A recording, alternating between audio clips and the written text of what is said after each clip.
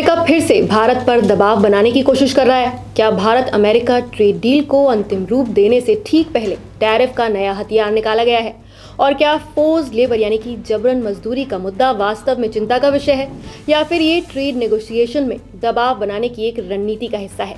इन सवालों पर चर्चा इसलिए तेज हो गई है क्योंकि अमेरिका ने भारत समेत 54 देशों के सामान पर 12.5% तक अतिरिक्त टैरिफ लगाने का प्रस्ताव रखा है। दिलचस्प बात यह है कि ये प्रस्ताव ऐसे समय पर आया है जब अमेरिकी व्यापार प्रतिनिधिमंडल नई दिल्ली में बैठकर भारत के साथ द्विपक्षीय व्यापार समझौते यानी कि बायलैटरल ट्रेड अग्रीमेंट को अंतिम रूप देने की कोशिश कर रहा है। नमस्कार, मैं हूं रन्या सिंह, आप न्यूज 24 देख रहे हैं। दरअसल अमेरिकी व्यापार प्रतिनिधि यानी कि USTR ने सेक्शन 301 जांच के तहत एक रिपोर्ट जारी की है। इस रिपोर्ट में दावा किया गया है कि भारत सहित कई देश जबरन मजदूरी से बने सामानों के आयात को रोकने के लिए पर्याप्त और प्रभावी कानूनी व्यवस्था लागू नहीं कर रहे हैं। इसी आधार पर अमेरिका ने भारत और कई अन्य देशों के निर्यात पर अतिरिक्त टैरिफ लगाने का प्रस्ताव रखा है। ऐसे में एक मुद्दा ये भी सामने आया है कि भारत पर तो 12.5% टैरिफ लगेगा, लेकिन कुछ देशों पर सिर्फ 10% टैरिफ लगेगा। लेकिन ऐसा क्यों? तो अमेरिका के प्रस्ताव के मुताबिक भारत, चीन, ब्रिटेन, जापान, बांग्लादेश, श्रीलंका और वियतनाम जैसे देशों पर 12.5% अतिरिक्त टैरिफ लगाया जा सकता है। वहीं पाकिस्तान, कनाडा, यूरोपीय संघ, मेक्सिको, इंडोनेशिया और इक्वाडोर जैसे देशों के लिए 10% अतिरिक्त टैरिफ का प्रस्ताव रखा गया है।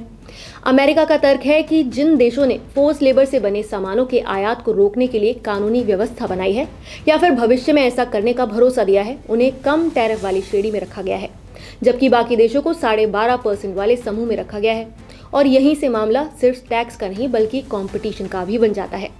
मान लीजिए अमेरिका को 100 रुपए की टी शर्ट खरीदनी है। भारत, वियतनाम, बांग्लादेश और पाकिस्तान सभी उसे बेच रहे हैं। अगर भारतीय टी शर्ट पर 12.5% का अतिरिक्त टैरिफ लग जाए और किसी दूसरे देश की टी शर्ट पर सिर्फ 10% या फिर उससे कम शुल्क लगे, तो अमेरिकी खरीदार किसकी ओर जाएगा? जाहिर है उस देश की ओर जहां पर सामान सस्ता पड़ेगा। यानी कई बार टैरिफ सिर्फ एक टैक्स नहीं होता, बल्कि दौड़ शुरू होने से पहले किसी एक खिलाड़ी के पैरों में ज्यादा वजन बांध देने जैसा होता है। यही वजह है कि भारत सिर्फ कम टैरिफ नहीं बल्कि कॉम्पिटिटिव टैरिफ की बात कर रहा है। भारत चाहता है कि अमेरिकी बाजार में उसके निर्यातकों को प्रतिद्वंदी देशों की तुलना में नुकसान न हो। इस पूरे विवाद के केंद्र में अमेरिका का सेक्शन 301 कानून भी है। तो आखिर क्या है ये सेक्शन 301? सेक्शन 301 अमेरिकी ट्रेड एक्ट 1974 का एक हिस्सा है और इसे अमेरिका के सबसे शक्तिशाली व्यापारिक हथियारों में गिना जाता है। ये कानून अमेरिकी व्यापार प्रतिनिधि को ये अधिकार देता है कि वो किसी भी देश की व्यापारिक नीतियों और नियमों की जांच करे। अगर जांच में अमेरिका को लगता है कि किसी देश की नीतियां अमेरिकी व्यापार के लिए अनुचित, भेदभावपूर्ण या फिर अनुचित रूप से बाधक हैं, तो वो उस देश पर अतिरिक्त टैरिफ यानी कि व्यापारिक प्रतिबंध या फिर अन्य कार्रवाई कर सकता है। सरल शब्दों में कहें तो सेक्शन 301 अमेरिका को ये ताकत देता है कि वो किसी भी देश के खिलाफ व्यापारिक जांच शुरू करे और उसके आधार पर आर्थिक दबाव बना सके। तो क्या अब अमेरिका किसी भी देश के खिलाफ जांच शुरू कर सकता है? तकनीकी रूप से हाँ, लेकिन इसके लिए एक प्रक्रिया होती है। पहला रास्ता है याचिका या फिर पिटीशन। कोई अमेरिकी कंपनी, उद्योग संगठन, व्यापार समूह या फिर श्रमिक संगठन USTR के पास शिकायत दर्ज करा सकता है। इसके बाद USTR तय करता है कि जांच शुरू करनी है या फिर नहीं। दूसरा रास्ता है सेल्फ इनिशिएशन, यानी कि USTR खुद भी अपने अधिकारों का इस्तेमाल करते हुए जांच शुरू कर सकता है, भले ही कोई औपचारिक शिकायत न आई हो। आमतौर पर ऐसी जांच 3 आधारों पर शुरू होती है। पहला, व्यापार समझौते का उल्लंघन, दूसरा, अनुचित व्यापारिक व्यवहार और तीसरा, भेदभावपूर्ण नीतियां। भारत के खिलाफ ये कहानी मार्च 2026 में शुरू हुई है।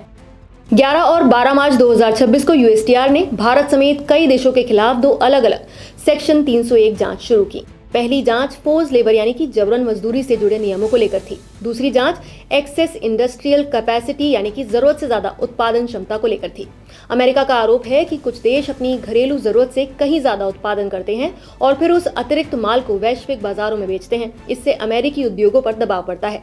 रिपोर्ट में दावा किया गया है कि भारत की सोलर मैन्युफैक्चरिंग क्षमता उसकी घरेलू मांग से लगभग 3 गुना ज्यादा है। इसके अलावा steel, textile, petrochemical, health care, construction और ऑटोमोबाइल सेक्टरों का भी जिक्र किया गया है। अमेरिका का तर्क है कि जब कोई देश जरूरत से ज्यादा उत्पादन करता है तो उसका सामान वैश्विक बाजार में बड़ी मात्रा में पहुंचता है, जिससे अमेरिकी उत्पादों को प्रतिस्पर्धा में नुकसान होता है। अमेरिका का आरोप भारतीय निर्यातकों पर सीधे तौर पर नहीं है, विवाद भारत के आयात नियमों को लेकर है। USTR का कहना है कि भारत के पास ऐसे सामानों के आयात को रोकने के लिए पर्याप्त कानूनी व्यवस्था नहीं है जो दुनिया के किसी तीसरे देश में फोर्स लेबर से बनाए गए हों। यानी कि अमेरिका का कहना है कि भारत को ऐसे उत्पादों के खिलाफ और सख्त नियम लागू करने चाहिए। हालांकि भारत सरकार और भारतीय उद्योगों ने इन आरोपों को सिरे से खारिज किया है। उनका कहना है कि यह मुद्दा पहले से वैश्विक नियमों और अंतर्राष्ट्रीय व्यवस्थाओं के तहत कवर होता है और अमेरिका की जांच सही नहीं है। तो क्या टैरिफ प्रस्ताव और ट्रेड डील की टाइमिंग सिर्फ एक संयोग है? यही सबसे बड़ा सवाल है। इस समय अमेरिकी व्यापार प्रतिनिधिमंडल भारत में मौजूद है और दोनों देश व्यापार समझौते को अंतिम रूप देने के लिए कोशिश कर रहे हैं। वाणिज्य मंत्री पीयूष गोयल पहले ही कह चुके हैं कि समझौते के अधिकांश मुद्दों पर सहमति बन चुकी है और केवल कुछ तकनीकी बिंदुओं पर चर्चा अभी बाकी है। लेकिन ठीक इसी समय भारत पर 12.5% का अतिरिक्त टैरिफ का प्रस्ताव सामने आना कई एक्सपर्ट्स को महज संयोग नहीं लगता। कई ट्रेड एक्सपर्ट्स का मानना है कि सेक्शन 301 अब केवल जांच का कानूनी उपकरण नहीं रह गया है, बल्कि बातचीत में दबाव बनाने का एक प्रभावी माध्यम भी बन चुका है।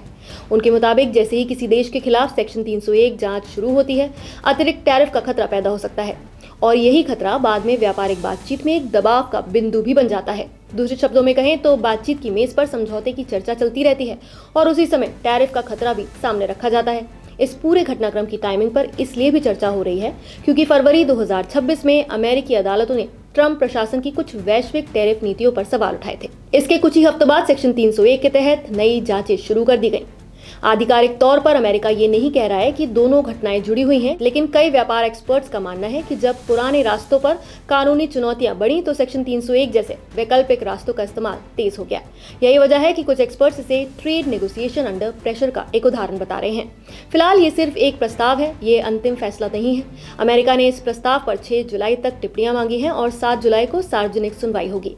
इसके बाद यूएसटीआर अंतिम निर्णय लेगा।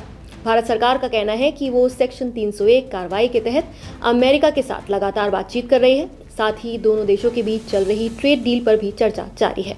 भारत की कोशिश केवल मौजूदा टैरिफ को कम करवाने की नहीं है, बल्कि ये सुनिश्चित करने की भी है कि अमेरिकी बाजार में भारतीय निर्यातकों को अपने प्रतिद्वंदी देशों की तुलना में बेहतर या फिर कम से कम बराबरी की स्थिति मिले। फिलहाल तस्वीर कुछ ऐसी है कि एक तरफ अमेरिका कह रहा है कि भारत के साथ व्यापार समझौता लगभग तैयार है, वहीं दूसरी तरफ सेक्शन 301 की जांच और अतिरिक्त टैरिफ का प्रस्ताव भी सामने है।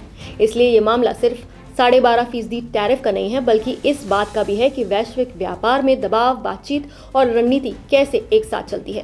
एक हाथ से समझौते की बात हो रही है और दूसरे हाथ में टैरिफ का हथियार भी मौजूद है। यही वजह है कि आने वाले कुछ हफ्ते भारत अमेरिका व्यापार संबंधों के लिए बेहद महत्वपूर्ण माने जा रहे हैं। निष्पक्ष मतलब न्यूज़ 24।